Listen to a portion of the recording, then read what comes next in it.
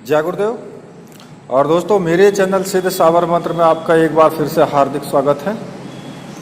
और देखिए, आज मैं आपके सामने जो साधना लेकर के आया हूँ, जो मैं आपको साधना बताने वाला हूँ, वो साधना अप्सरा साधना है और सबसे जल्दी सिद्ध होने वाली और जो सबसे सीधी अप्सरा है, स्वर्णदेहा अप्सरा। स्वर्णदेहा अप्सरा की साधना मैं आज आपको बताने वाला हूँ संपूर्ण विधि विधान के साथ। क्योंकि जो भी मैं वीडियो बनाता हूँ, मेरी वीडियो लंबी हो जाती है।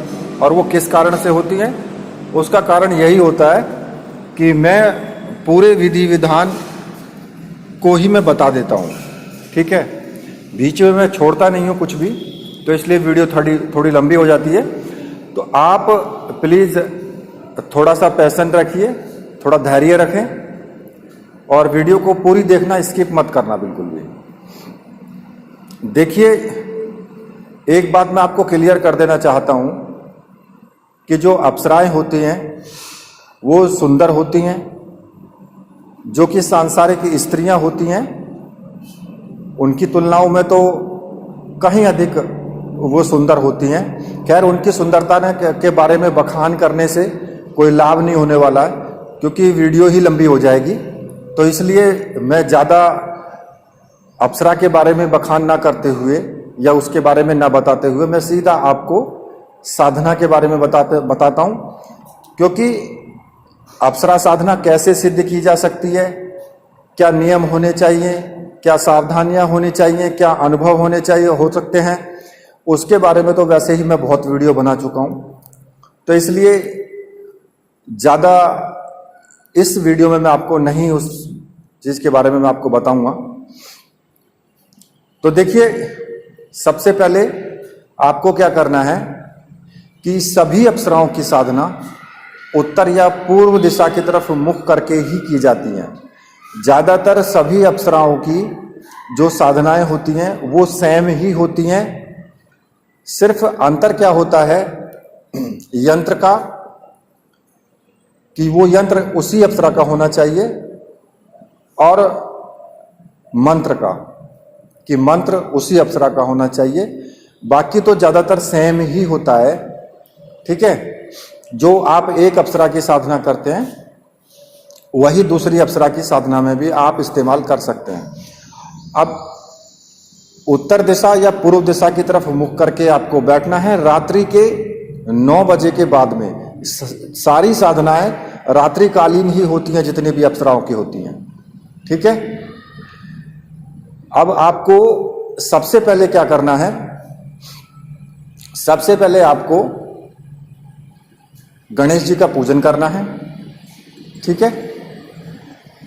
देखिए, मैंने और भी अप्सराओं की साधना बताई है, नाभि दर्शना की बताई है, उर्वशी की भी बताई है, शशि देवया की भी बताई है।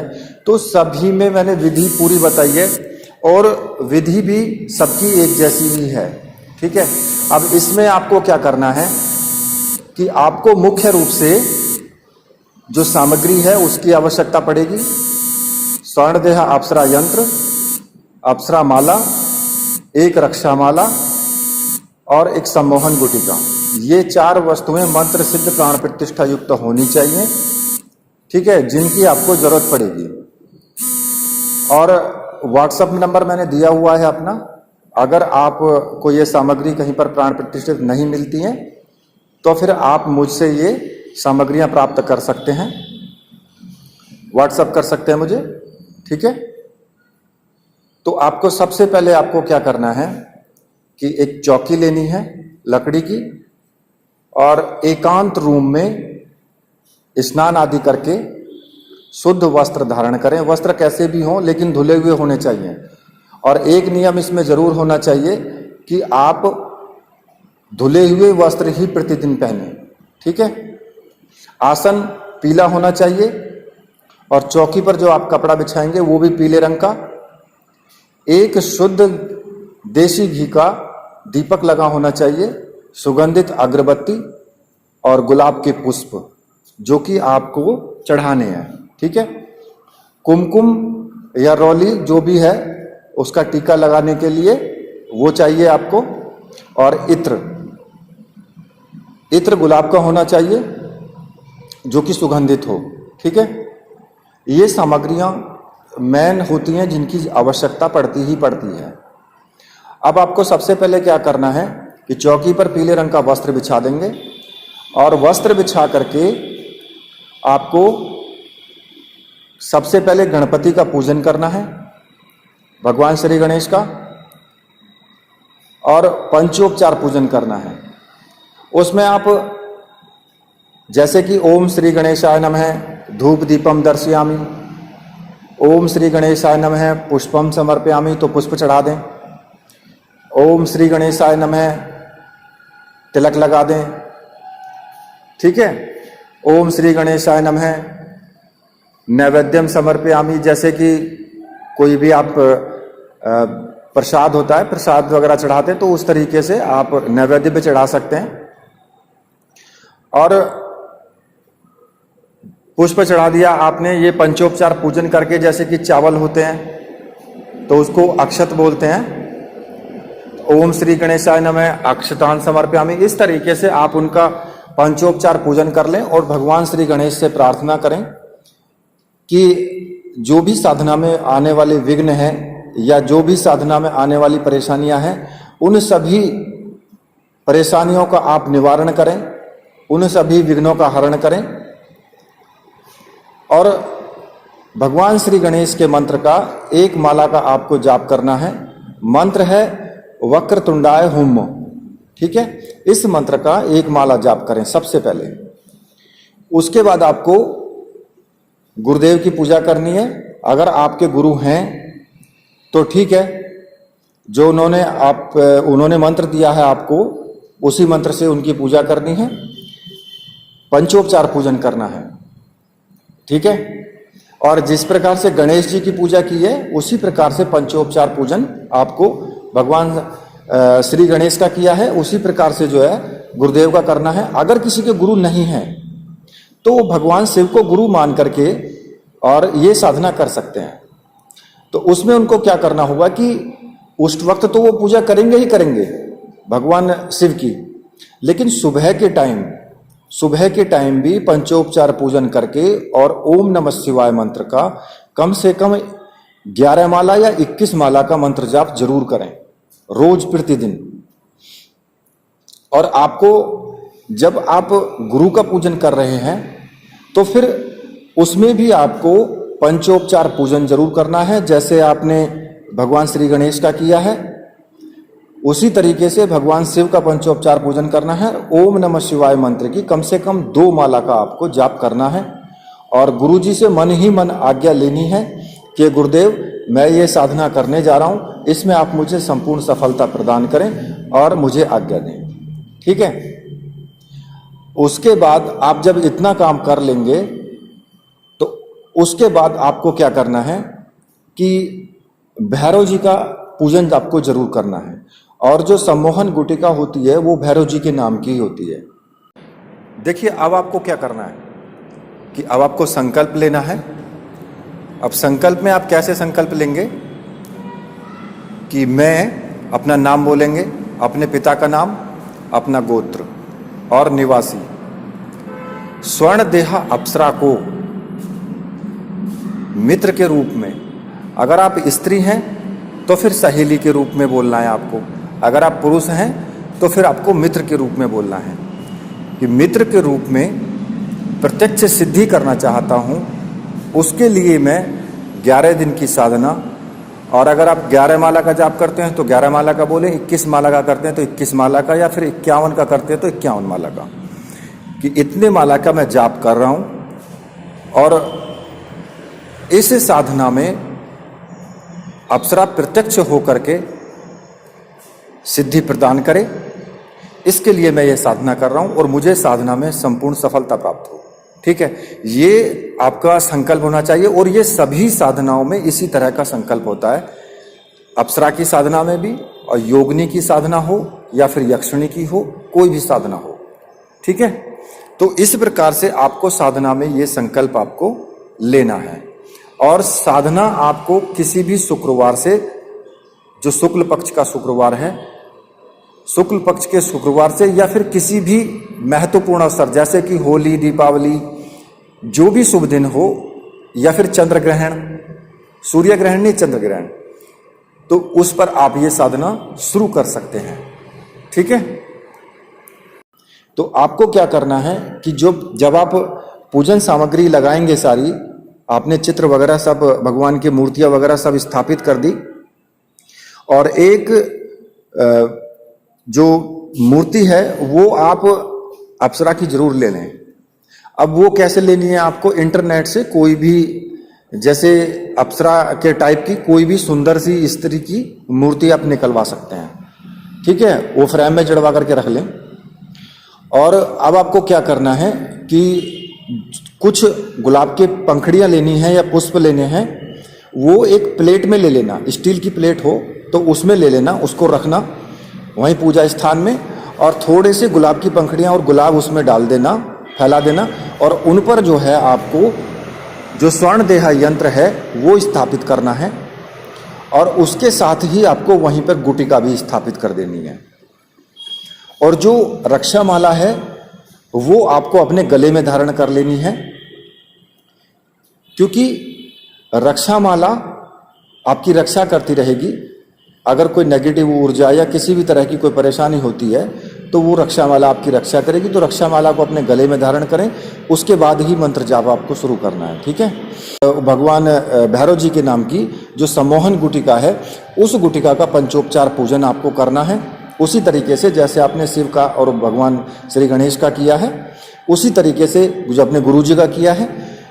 पंचोपचार पूजन करने के बाद फिर आपको बटुक भैरव मंत्र की एक माला का आपको जाप करना है। ठीक है, एक माला मंत्र का, और ये आप किसी भी माला से कर सकते हो, रुद्राक्ष की माला से भी कर सकते हो, अगर आपके पास में मूंगे की माला है तो उससे भी कर सकते हो, काली हकीक माला है तो उससे भी कर सकते हो। ठीक है, मंत्र मैं आपको बता देता हूँ।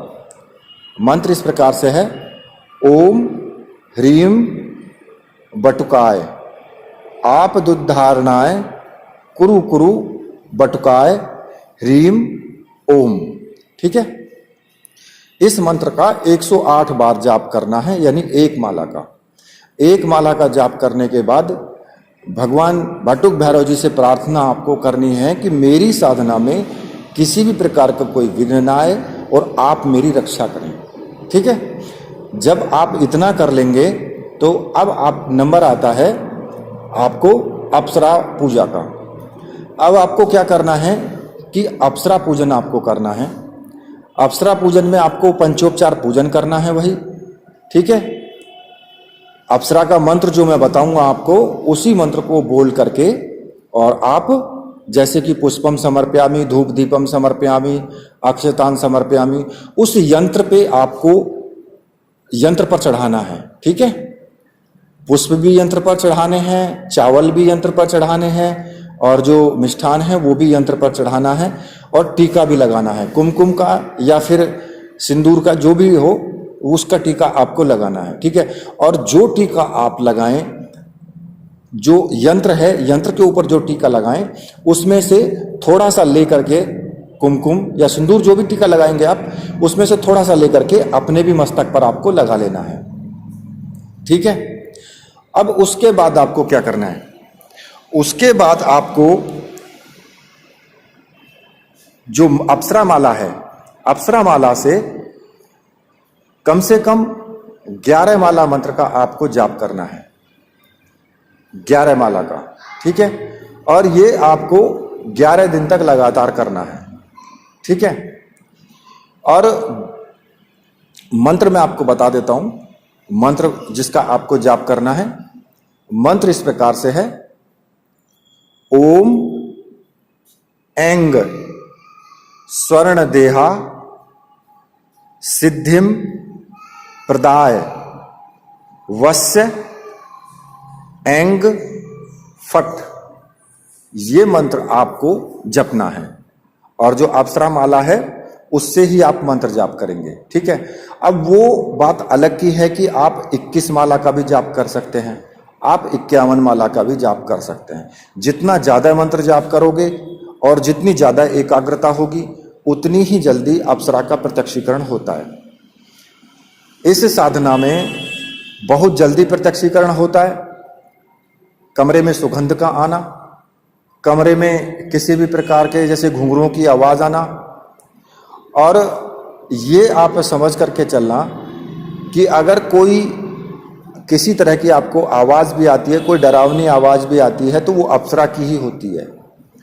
अप्सरा के अलावा कोई और दूसरी शक्तियां नहीं आती हैं। क्यों नहीं आती हैं? क्योंकि आप अगर किसी को बुला रहे हो तो वही तो आएगा, दूसरा क्यों आएगा? उसको क्या जरूरत पड़ी है?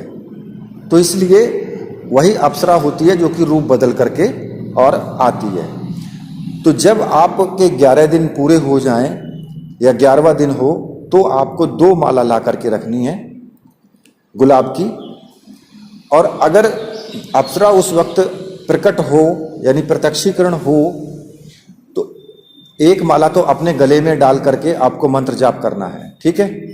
और जैसे ही अप्सरा आए तो दूसरी माला उसके गले में डाल करके और उससे वचन बंद कर लेना है। अब वचन आप कैसा लेते हैं वो आपके ऊपर डिपेंड करता है, ठीक है। जो भी आप उनसे वचन लेना चाहें वो वचन ले लें, लेकिन उससे पहले जब तक वो वचन ना दें तब तक कोई विश्वास नहीं किया जा सकता है। तो इसलिए, लेकिन एक चीज़ और ध्यान रखना कि अगर 11वें दिन ऐसा होता है कि वो आपकी माला पूर्ण होने से पहले ही आ जाती हैं, तो फिर आपको अपनी माला जितनी भी आपने संकल्प लिया है उतनी माला आपको पूर्ण करनी है, ठीक है। उसके बाद ही कोई वार्तालाप करना है, ठीक है। तो देखिए ये साधना जो है, ये साधना 11 दिन की मैंने बताई है। 11 दिन में अप्रत्यक्ष रूप से साधना सिद्ध हो जाती है, लेकिन अगर पूर्ण रूप से प्रत्यक्षीकरण करना होता है तो ऐसा कभी कभी होता है कि 11 दिन में साधना में प्रत्यक्षीकरण नहीं होता है, तो फिर दोबारा से भी इसकी पुनरावृत्ति की जा सकती है। और ये किसी भी शुक्रवार से ही साधना आपको करनी है, शुक्ल पक्ष के शुक्रवार से, ठीक है।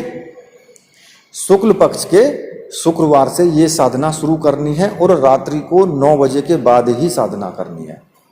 अब इसमें जितनी ज़्यादा माला का जाप करोगे, जितनी ज़्यादा एकाग्रता होगी, उतना ही आपको इसमें जल्दी प्रत्यक्षीकरण होगा, ठीक है।